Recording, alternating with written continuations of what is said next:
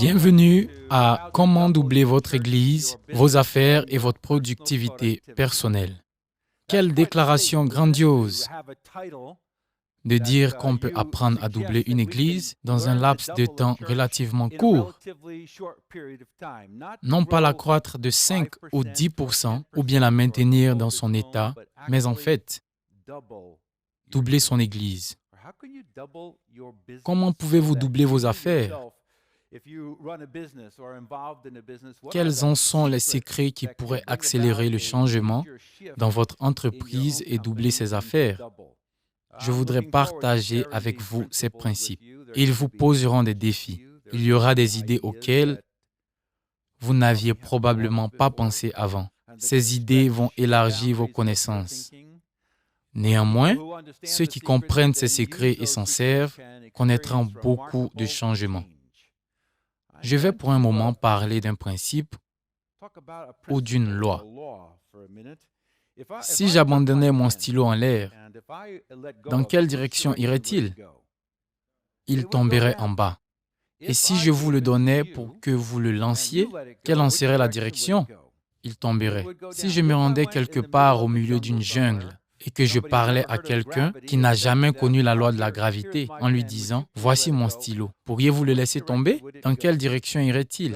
Ces lois qui sont établies dans la nature par Dieu existent indépendamment de nos personnalités. Elles existent au-delà de la formation, que vous soyez instruit ou pas.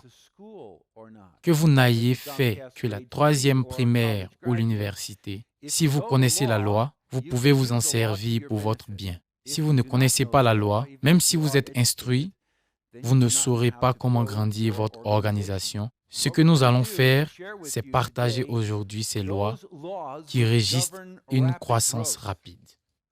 Je parlais à quelqu'un qui a dit, « Vous savez, j'ai un ami. Partout où il va et devient pasteur, il divise l'Église dans 18 mois.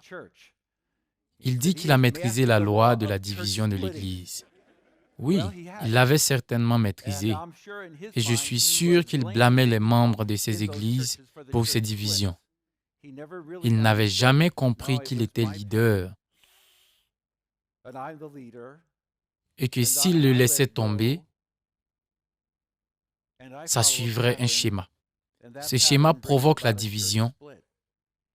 Il y a certains de mes amis qui, partout où ils vont, dans n'importe quelle église qu'ils se rendent, ces églises commencent à grandir. Ce n'est pas leur personnalité, parce qu'ils ont des personnalités différentes. Ils ont des secrets en eux et ils savent s'en servir. Si je pouvais venir vers vous et vous tendre le micro en disant « Je voudrais que vous me disiez les 3 lois principales ou les secrets, comment, en tant que pasteur, je pourrais doubler mon église en une année. » Que diriez-vous? Que me demanderiez-vous de faire? C'est intéressant.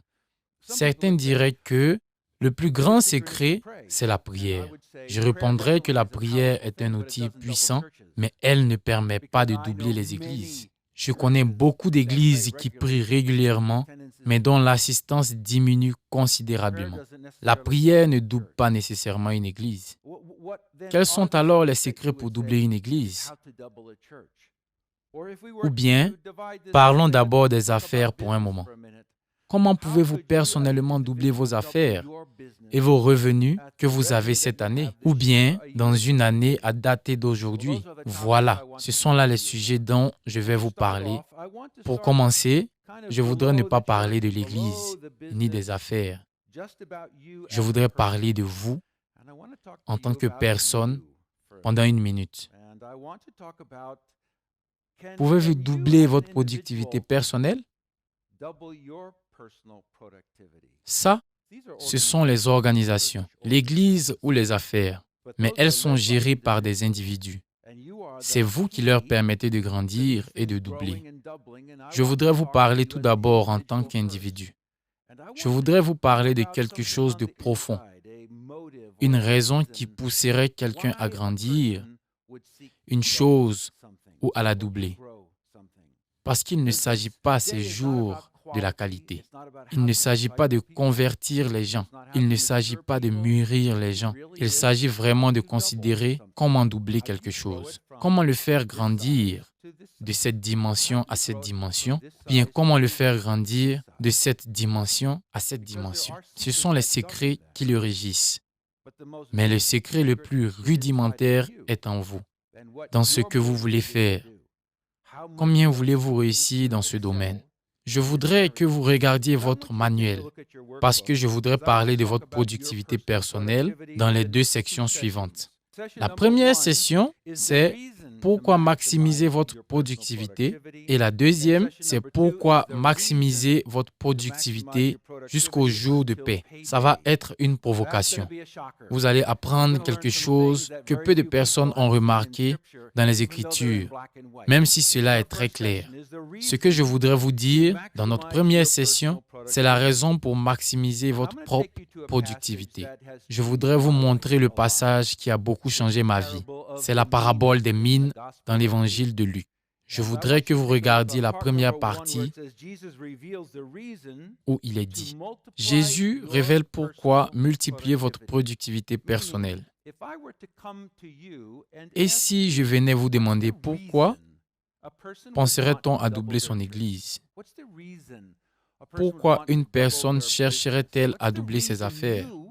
Pourquoi chercheriez-vous à multiplier par 2 ce que vous avez maintenant dans les 12 mois qui viennent? Comment répondriez-vous à cette question? Quelles en seraient votre motivation? Je voudrais que vous posiez cette question à votre voisin maintenant. Quelle serait votre raison d'apprendre comment doubler une église ou vos affaires? Donc, parlez à la personne à côté de vous. Posez-lui cette question. Quelle serait la raison qui vous pousserait à le faire?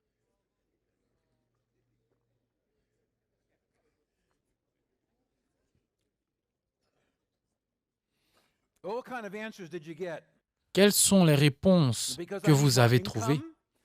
Parce que je voudrais plus de revenus, parce que j'aime Jésus, parce que c'est ce que je voudrais faire. Quelle est la vraie raison? Et si je ne posais cette question à Jésus? Attendez maintenant. Si Jésus était ici et que je pouvais avancer vers lui et lui dire, « Jésus, pourquoi voudriez-vous que je le fasse? » Quelle serait, selon vous, sa réponse? Je pense qu'elle vous choquera.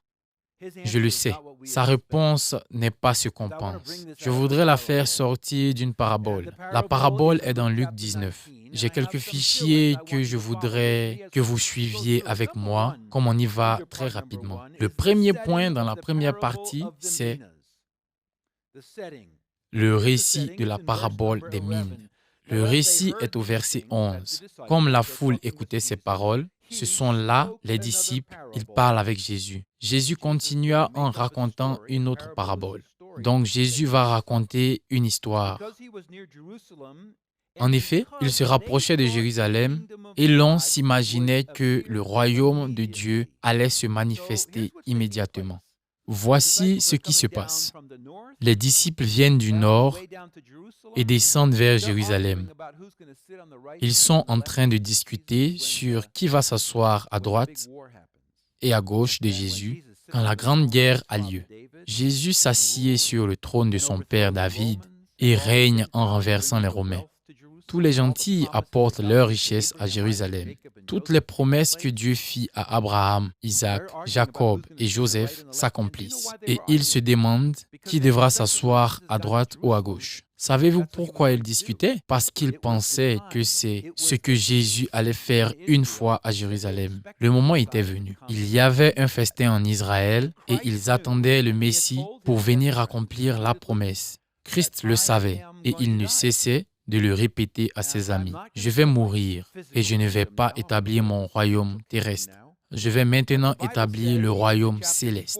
Mais la Bible dit au chapitre précédent, en Luc 18, que Dieu cacha le fait aux disciples Même lorsque Jésus leur en parlait, il le leur avait dit. Ils avaient entendu, mais cela n'avait pas pu germer en eux. C'est pourquoi ils discutaient encore. Je voudrais diriger, je voudrais régner, je voudrais être à votre droite ou à votre gauche. Jésus savait qu'il allait quitter la terre. Ainsi, il a monté cette parabole pour parler de ce qu'il savait. Je vais mourir, je vais ressusciter, je vais aller au ciel, je serai au ciel pour longtemps. Et puis je reviendrai pour la seconde fois. Je vais diriger et régner sur la terre à ce moment-là. Il savait qu'il ne serait plus là. Il savait qu'il avait formé ses disciples ici sur terre et qu'il avait travaillé avec lui quand ils étaient encore là. Mais il se demandait, que dois-je faire quand vous ne serez pas là? Qu'est-ce que je suis censé faire?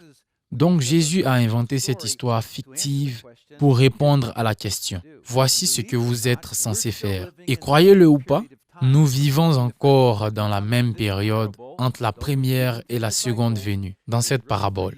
Bien qu'elle soit adressée aux disciples, cette parabole est cependant pour vous et moi aujourd'hui. Elle répond non seulement à la question de ce que je dois faire entre la première et la seconde venue, mais aussi ce qui doit m'arriver conformément à la façon dont j'aurais mené ma vie. Comment je produis pour Christ? Jésus est clair à ce sujet. Je voudrais que vous cherchiez d'abord mon royaume. Placez-moi avant tout ce que vous faites. Mettez votre vie à mon service et baptisez mon royaume et mon Église en apportant l'amour et l'espoir dans la communauté où vous vivez. Jésus va révéler quelque chose de très choquant. Et c'est une motivation qui manquait encore dans l'Église aujourd'hui, mais c'est la motivation du Christ. Quelle est alors la leçon de la parabole? La leçon, c'est que Jésus va quitter. Ses disciples ne le savent pas, bien qu'il leur en a parlé souvent. Dieu le leur cache. Christ répond à la question de savoir ce que vous allez faire, et il invente une parabole. Une parabole est une histoire que l'on invente, d'habitude comme cela, sur le champ. Aucun des personnages que nous allons lire n'était réel. Ce sont des personnages qu'il a inventés. Jésus inventait des histoires plus qu'aucune autre méthode qu'il utilisait dans son enseignement. Quand est-ce que vous avez fait cela pour la dernière fois? Vous avez en fait inventé une histoire. C'est une fiction pour montrer une idée. La fiction est une méthode puissante. C'est pourquoi les livres les plus achetés sont des fictions. Ce sont des histoires fabriquées. Et Jésus le fait aussi. Maintenant, voici ce qui s'est passé. Le deuxième point, c'est le commandement de faire les affaires jusqu'à son retour. Ainsi, la Bible dit, un homme de famille noble, qui représente en fait Jésus, était sur le point de partir pour un pays lointain afin d'y être officiellement nommé roi avant de revenir ensuite dans ses États. C'est la seconde venue. Il convoqua 10 de ses serviteurs et leur remit 10 mines, une somme d'argent. Puis, il leur recommanda, « Faites fructifier, écoutez bien ceci, cet argent jusqu'à mon retour. » Voici donc ce qui se passe. Un homme d'affaires effectue un long voyage. Il a des fonds et voudrait que ses travailleurs les fructifient. Il donne à chacun un montant similaire. Il leur donne une mine. C'est une bonne somme d'argent. Ce n'est pas comme dans la parabole des talents où on donne 5, 2 et 1 selon vos capacités. Ici, tout le monde reçoit le même montant. Dans cette parabole, nous sommes tous égaux. Nous avons tous une mine. Maintenant, évidemment, Jésus ne donne pas une somme d'argent à chacun de ses 12 disciples. Il se sert donc de la mine pour dire, « Je voudrais que vous me serviez avec votre vie, avec votre temps, vos talents et vos moyens. Je voudrais que vous multipliez mon royaume par votre vie. » Il utilise quelque chose de palpable, une mine. Il leur dit, « Je m'en vais. Et voici ce que je voudrais que vous fassiez. Pendant mon absence, c'est ici que nous sommes aujourd'hui, l'âge de l'Église comme nous l'appelons, et avant mon retour, je voudrais que vous preniez ma mine, votre vie, et je voudrais que vous la fructifiez aussi vite que possible. C'est ça la productivité. Je suis le patron. Je vous donne cet ordre. C'est en fait un impératif. Je vous ordonne de gérer mes affaires jusqu'à mon retour. Et puis, Jésus les a quittés. Rappelez-vous que la parabole répond à la question « Que dois-je faire entre la première et la seconde venue ?» Gérer les affaires, mes affaires, avec votre vie jusqu'à mon retour. Ce qui vient par la suite, c'est Christ qui parle à ceux qui sont à proximité, mais qui ne voudraient pas le servir. C'est le point 3. Le rejet du Maître et de son règne par les citoyens. Et puis Christ s'intéresse aux autres et leur dit, « Mais cet homme était détesté par les habitants de son pays, d'autres gens qui écoutaient la parabole. Aussi, ils envoyèrent derrière lui une délégation chargée de dire, « Nous ne voulons pas, écoutez bien, nous ne voulons pas que cet homme-là règne sur nous. » Ils savaient que Jésus était roi, mais ils ne voulaient pas qu'il règne sur eux. Ainsi, Jésus les saute. Et je suis sûr qu'ils écoutaient cette parabole en pensant, « Ça alors, je suis l'un de ces gens, je ne voudrais pas qu'il règne sur moi. » Et alors, que veut donc Jésus entre la première et la seconde venue? Il voudrait que vous fassiez ses affaires. Il ne dit pas, « Je vais faire les affaires ». Il dit plutôt, « Faites mes affaires. Gérez mes affaires pendant mon absence. » Point 4. L'évaluation de la productivité de ses serviteurs. Ainsi, après avoir été nommé roi, il s'agit de Jésus quand il revient. Il revint dans son pays et fit appeler les serviteurs auxquels ils avaient confié l'argent. Il voulait savoir, écoutez bien ces mots, c'est ça être productif. C'est qu'il en avait retiré. Alors, que voudrait-il faire? Il dit, « Voici mon commandement, je m'en vais. Je vais établir un royaume. Je vais revenir. Pendant mon absence, je vous donne un ordre. Je recommande de faire les affaires jusqu'à mon retour. Faites les affaires le mieux possible. Je ne vous donne pas cette mine pour la garder. Combien de mines allez-vous gagner pour moi? Parce que c'est ma mine, c'est mon royaume. Ce n'est pas votre royaume. Mais allez-vous bâtir mon royaume pendant mon absence? Voilà une question fondamentale. Il les appelle alors pour voir ce qu'ils en ont fait. C'est ça la responsabilité pour votre productivité. Voyez-vous que vous vous tiendrez devant Jésus pour lui présenter vos comptes sur votre productivité. Vous ne donnez pas le compte de votre foi en Jésus. Ça, c'est un cadeau, le salut. Vous présentez le compte de ce que vous avez fait pour lui. C'est ce que vous avez fait de la mine. Voyons donc ces gens que Jésus a inclus dans la parabole. Point 5, c'est mon point favori. D'abord, le serviteur des 10 mines, sa productivité et sa récompense. Le premier se présenta et dit, « Seigneur, ta mine en a rapporté 10 autres. » Et Jésus lui répond de manière remarquable, « C'est bien. » Pourquoi lui dit-il « c'est bien » ? C'est quelqu'un qui a multiplié quelque chose par 10. Il ne s'agit pas ici de doubler. Il s'agit de multiplier quelque chose par 3, 4, 5, 6, 7, 8, 9, 10. Ça, ce n'est pas doubler. Doubler, c'est prendre 1 et en produire 2. Ça, c'est vraiment un accomplissement remarquable. Et ce que Jésus dit à ce serviteur, c'est « Voilà, bravo. Ça, c'est du travail. Écoutez bien, ceci concerne la quantité. Je vous ai donné 1. Vous avez travaillé dur et avec habileté. Écoutez bien. Vous avez travaillé dur et avec habileté et vous l'avez multiplié par 10. Disons par exemple que vous êtes pasteur d'une église. Si vous étiez un serviteur de 10 mines et que vous aviez une église de 60 personnes, vous auriez maintenant 600 personnes. Ça, c'est vraiment considérable. Bravo. Et ce qu'on m'avait faussement enseigné, c'est que Dieu ne se soucie pas de chiffres. Il ne s'intéresse qu'à la qualité. Ce n'est pas vrai. Dieu s'intéresse aussi bien à la qualité qu'à la quantité. En fait, Écoutez cette phrase de Jésus.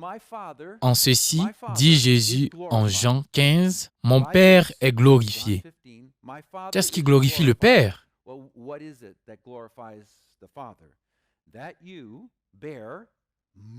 Que vous portez beaucoup de fruits.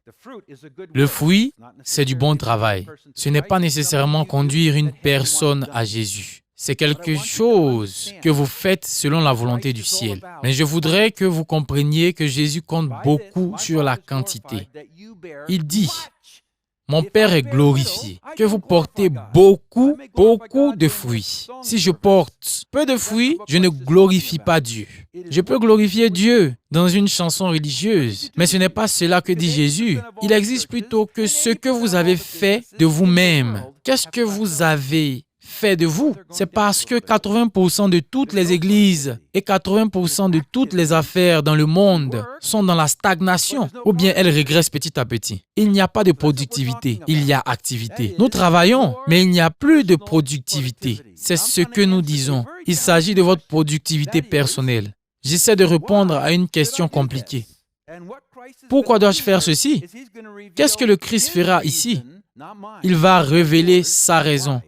Non pas la mienne, mais la tienne. Pourquoi? Lorsque vous en venez aux prises avec ça, cela pourra changer absolument votre vie.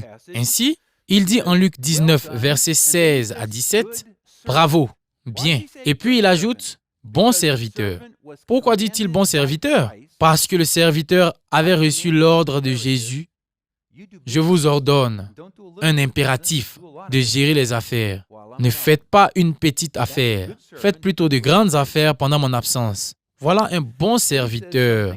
C'est lui qui fait ce que vous lui dites. Et puis, il dit quelque chose de surprenant. Tu t'es montré fidèle dans une petite affaire.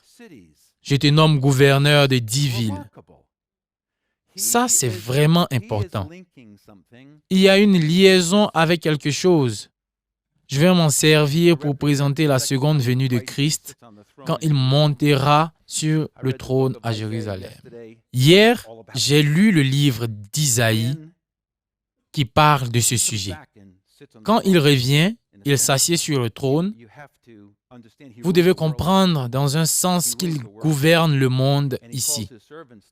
Et il appelle tous ses serviteurs pour leur dire, « Dites-moi ce que vous avez fait pour moi. » Et l'un pourrait lui répondre, « J'avais pris une et j'en ai fait 10. » Jésus dit alors, « Vous avez fait exactement ce que je voulais. Vous avez, par votre action, agrandi mon royaume. Vous avez montré votre foi en moi. » Qu'est-ce que j'entends par la foi? Je vais dire, je vous ai donné votre vie.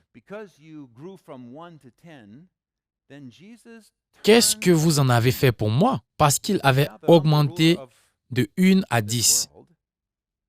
Jésus se retourne et dit, « Maintenant que je suis maître de ce monde, je vais vous demander de gérer 10 villes pour moi. » Ceci n'est pas un mystère de la foi. Il s'agit de 10 villes. Ceci est en rapport avec quelque chose de très profond. Ce que je fais pour Jésus avant de mourir ou bien avant son retour détermine ce que Jésus me confie de faire quand il retourne. La foi ne consiste pas à faire la même chose plusieurs fois. La foi dans ce passage, si vous comprenez bien les Écritures, est définie comme le fait d'être très productif. Vous aviez pris une et vous en avez fait 10 parce que vous voulez me prouver par cette action que je peux compter sur vous. Gérer 10 villes, littéralement. Lorsque Jésus revient, il gouvernera le monde et il déléguera la gestion des villes à ceux qui le connaissaient et le servaient, tout en étant très productifs pour lui. La question que vous vous poseriez serait, « Ma vie prépare bien ce jour. » Vous voyez quand vous entendez « vous », « bravo »,« bien », vous l'entendez ici. Quelle est l'importance d'entendre « bravo » ? C'est en fait, qu'avez-vous fait? Vous n'entendez pas bravo pour le caractère de Jésus. Vous n'entendez pas bravo pour les fruits de l'esprit. Vous n'entendrez pas bravo parce que vous êtes né de nouveau. Parce que ça, c'est un cadeau qui n'a rien à voir avec vous. Vous aviez tout simplement cru. Vous entendrez bravo pour uniquement une raison, si vous avez beaucoup accompli pour Jésus par la puissance de l'esprit dans votre vie. C'est ce qui pousse Jésus à dire bravo. C'est un sujet délicat, n'est-ce pas? La plupart des gens ne pensent pas que Jésus pourra nous demander des comptes pour nos résultats. Jésus avait imaginé cette parabole pour dire « Je vous demanderai des comptes pour vos résultats. Je vous ai demandé de chercher d'abord mon royaume et d'apprendre comment le faire grandir par votre vie. Alors, j'établis une liaison avec quelque chose dont Jésus a parlé. Ma productivité pendant ma vie détermine ce qui advient plus tard. Regardez le point 6. C'est le serviteur de 5 mines, sa productivité et sa récompense. Le deuxième s'approcha et dit, « Seigneur, ta mine en a rapporté 5 autres. » Le maître lui dit, « Eh bien, je te confie le gouvernement de 5 villes. » Ce verset avait beaucoup changé ma vie. Voyez-vous ce que Jésus n'avait pas dit à cet homme? Il n'avait pas dit bravo. Il n'avait pas dit bon serviteur. Et il ne lui avait pas donné 10 villes. Ce n'est pas comme dans la parabole des talents où l'on reçoit selon ses capacités. Ici, tous sont égaux. Je pense que ce que Jésus disait entre la phrase « c'était », vous auriez pu réaliser 10. Parce que vous avez au moins 5. Voyez la proportion. Je vous donne 5. Vous gérez 5 villes. C'était à 2 heures du matin. Quand j'avais finalement vu cela, il y a des années, je me suis posé la question, suis-je un serviteur de 10 mines?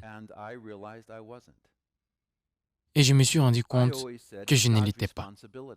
Je disais toujours que c'était la responsabilité de Dieu. Il m'appartient d'avoir seulement la foi. On m'avait enseigné de faire simplement la même chose. Si Dieu veut bénir, il bénira. Ça dépend de lui. Donc, si ça grandit ou pas, ça ne me concerne pas. Ce n'est pas de ma faute. Je ne suis pas responsable. Il est responsable et il ne me semble pas faire beaucoup.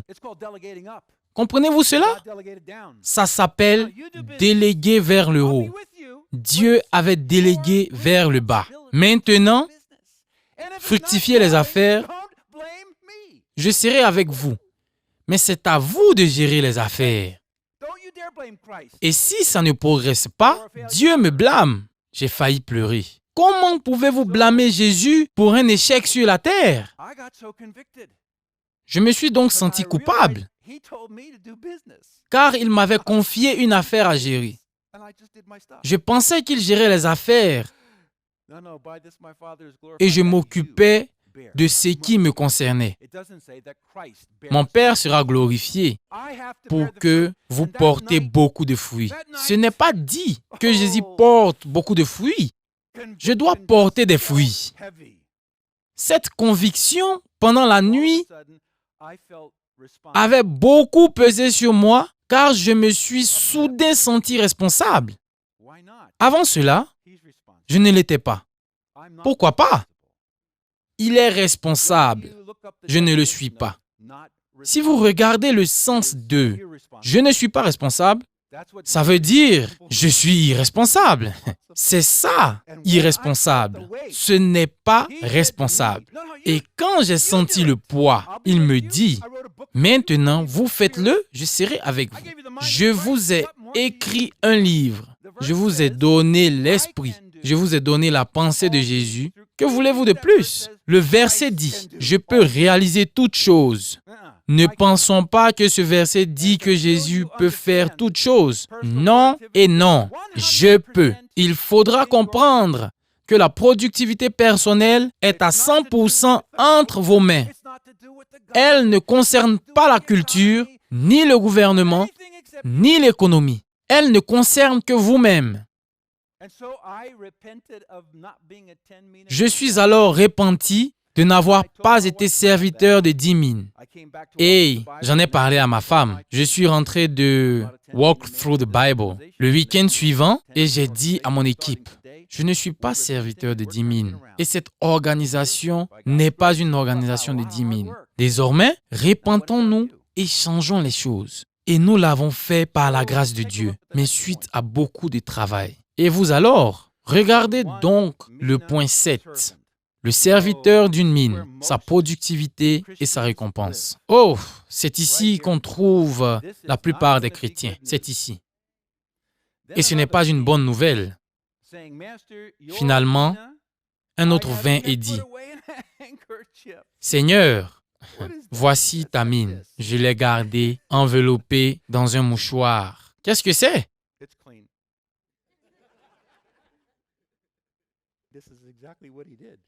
Voilà exactement ce qu'il avait fait. Jésus, la voici, je l'ai gardée dans un mouchoir pour vous. D'accord? 99% de tous les chrétiens dans le monde n'avaient pas compris ce que vous enseigne aujourd'hui, que vous êtes responsable de votre propre productivité.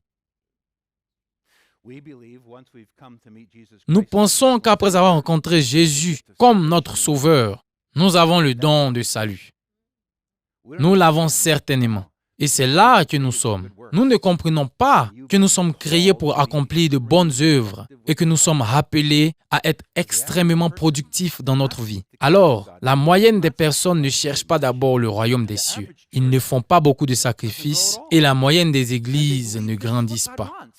Ils croient que c'est la volonté de Dieu. Ce n'est pas ma volonté que quelqu'un meure, mais c'est ma volonté si l'Église ne grandit pas. Nous allons analyser cela plus tard aujourd'hui. Donc, cette personne vient avec la mine couverte dans un mouchoir et dit, « En effet, j'avais peur de toi parce que tu es un homme sévère. » Ou bien une personne avisée, ou bien une personne qui vous rend responsable de vos résultats. Tu retires de l'argent que tu n'as pas placé. Tu moissonnes ce que tu n'as pas semé. Une question, est-ce que cette déclaration est véridique? Ça, c'est une pensée difficile. Oui, mais écoutez-moi, il n'y avait pas 3 personnes ici. Il y avait des personnages imaginés. Jésus invente chaque personne. Une personne vient, il l'invente et il imagine ce que cette personne a dit à Jésus. Je savais que tu es un homme sévère et une personne qui nous demande des comptes. Tu es sérieux? Tu retires de l'argent que tu n'as pas placé? Tu moissonnes ce que tu n'as pas semé. Question. Est-ce que cela est véridique à propos de Jésus? Oui, c'est absolument vrai. C'est ça l'idée maîtresse de la parabole. Parce que Jésus dit, je vous le donne. Je ne vais pas faire ça. Vous allez le faire. Je voudrais que vous multipliez mon argent et je m'en vais. Je voudrais moissonner là où je n'ai pas semé. Je voudrais avoir plus d'argent alors que je ne l'ai pas gagné. Je voudrais que vous le gagniez. Je voudrais que mon royaume grandisse. Je voudrais que vous le fassiez grandir. Cette déclaration est véridique. Je voudrais vous montrer qu'elle est vraie suite à ce que Jésus dit dans la phrase suivante. Écoutez bien. Il dit, « Vaut rien, dit le maître. » Tu viens te prononcer ta propre condamnation. Oh! Est-ce que Jésus considère cet homme comme responsable de ce résultat? Tu as reçu une et tu es resté à une. Tu es un vaurien. Oui. Ce n'est pas que j'ai tenté mon mieux. Jésus ne peut pas demander, « Aviez-vous tenté votre mieux? » Non, mais écoutez, c'est ce que nous pensons de Jésus. Nous avons fait de lui un bonasse qui ne peut pas nous demander des comptes. Jésus dit, vous me comprenez très mal. Quand j'étais venu pour la première fois, J'étais venu comme un agneau de Dieu, j'étais docile et très doux. Quand je viens pour la seconde fois, je ne serai plus doux et malléable. Je reviens avec un bâton de fer et je vais frapper les gens et leur demander des comptes. Je vais régner dans le monde avec un bâton de fer. Vous me comprenez très mal.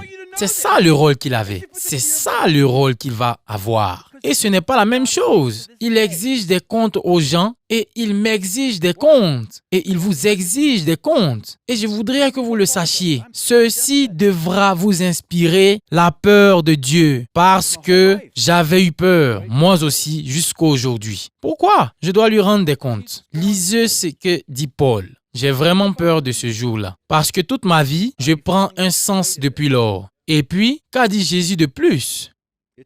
Est-ce que vous me suivez? Est-ce que vous sentez le poids? Ça m'a pris 1 année pour y arriver. Parce que soudain, après avoir réalisé cela dans ma vie, j'ai tenté mon mieux et travaillé beaucoup plus qu'avant.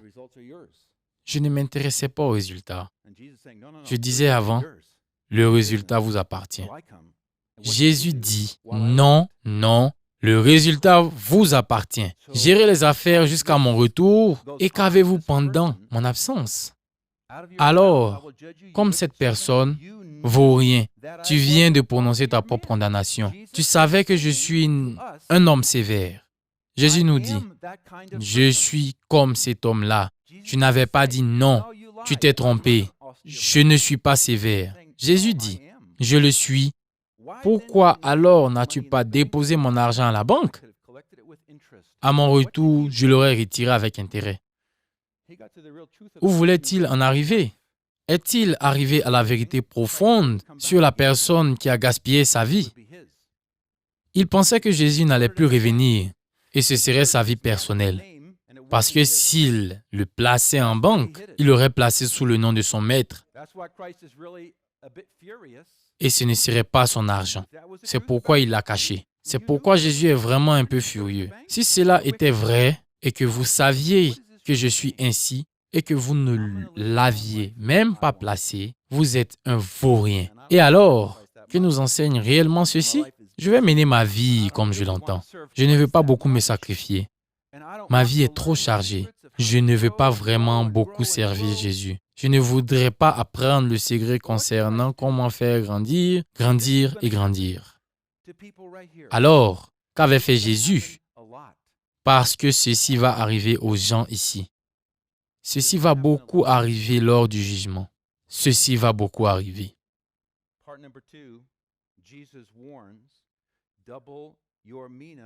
Deuxième partie, Jésus ordonne ou vous doublez votre mine ou vous la perdrez. Et quoi? Oui, doubler ou rien. Vous devez doubler ou bien Jésus vous le confisque. Écoutez bien. Après votre mort, la seconde venue, je vous montrerai ceci plus tard, aujourd'hui.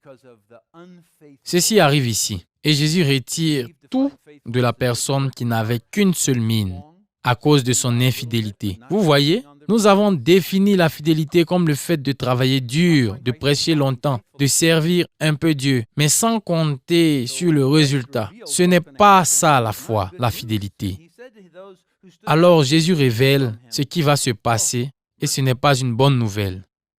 Puis il ordonna à ceux qui étaient là, retirez-lui cette mine et donnez-la à celui qui en a 10. Tout le monde pique une crise ici. Il est écrit, mais Seigneur, lui firent-ils remarquer, il a déjà 10 mines. Eh bien, je vous le déclare, à celui qui en a, on donnera encore, mais à celui qui n'en a pas, on ôtera même le peu qu'il a. Que se passe-t-il ici? Ça vous permettra de comprendre le sérieux de cette affaire. Jésus dit, retirez-lui la mine. Il ne fera rien pour moi ici. Il a montré son infidélité. C'est ici que vous gardez votre vie, mais vous la perdez. Vous devez perdre votre vie pour la garder. C'est toute une autre histoire. Mais alors, ce que Jésus fait, c'est qu'il ne la donne pas à celui qui a 3 mines, ou 4 mines, ou 5 mines. Ils sautent tout le monde pour donner à celui qui a 10 000. Et tout le monde pense que c'est vraiment socialisant au ciel. Ils pensent ainsi. Ils pensent que tout sera égal au ciel. Chers amis, vous ne trouverez pas cela dans les Écritures.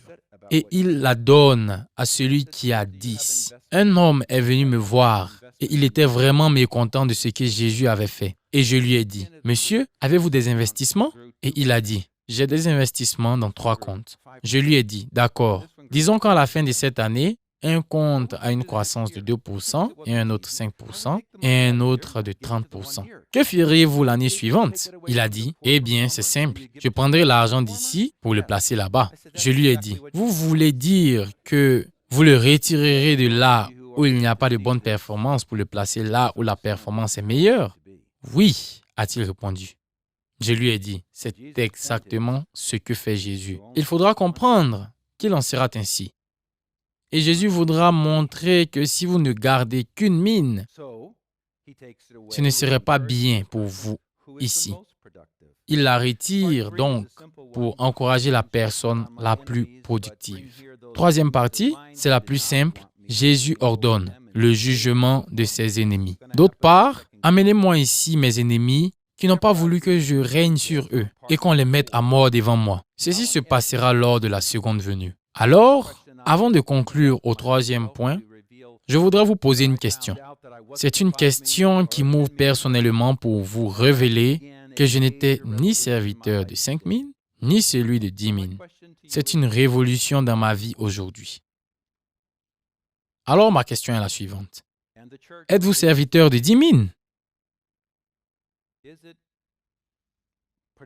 L'Église ou les affaires que vous dirigez sont-elles productives?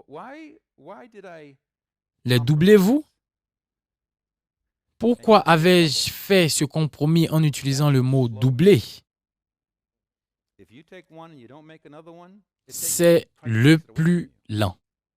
Si vous prenez un et vous n'en produisez pas un autre, Jésus vous le retire. Comment multiplier par 10? Ça, c'est le serviteur des 10 000. Ça, c'est le minimum. Ça, c'est le minimum.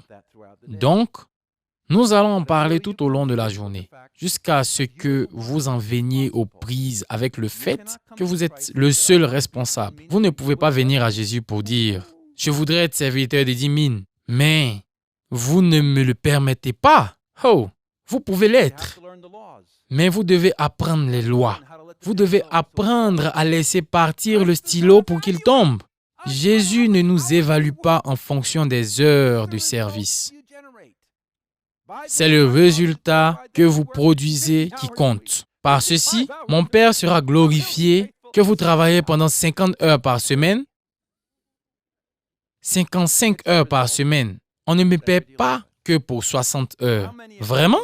Vous devez vous préoccuper du résultat. Alors, puis-je vous poser une question personnelle?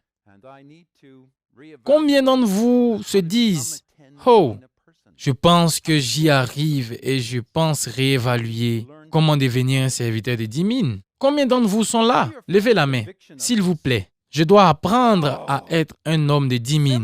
Combien de vous en sont convaincus? Oh, partout dans le monde, on enseigne que Dieu ne s'intéresse pas à la qualité. Oui, c'est ce qu'on dit. J'ai parlé à beaucoup de personnes. On parle de la qualité et non de la quantité. Les engagements des serviteurs de 10 000. Point 1. Le serviteur de 10 000 réévalue le niveau de l'actuelle productivité personnelle. Point 2.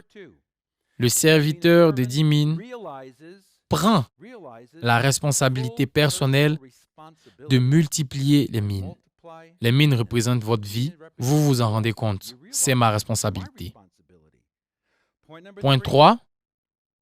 Le serviteur de 10 000 se préoccupe de l'accomplissement des résultats éternels. Soulignez le mot résultat là-bas. Point 4. Le serviteur de 10 000 se garde d'un mode de vie immoral et dépensier. Point 5. Le serviteur des 10 000 redouble des efforts pour devenir un serviteur des 10 000 très productif. Coming up next, session questions. But first, enjoy these gifts from Teach Every Nation. Just visit the link below to obtain your free downloads.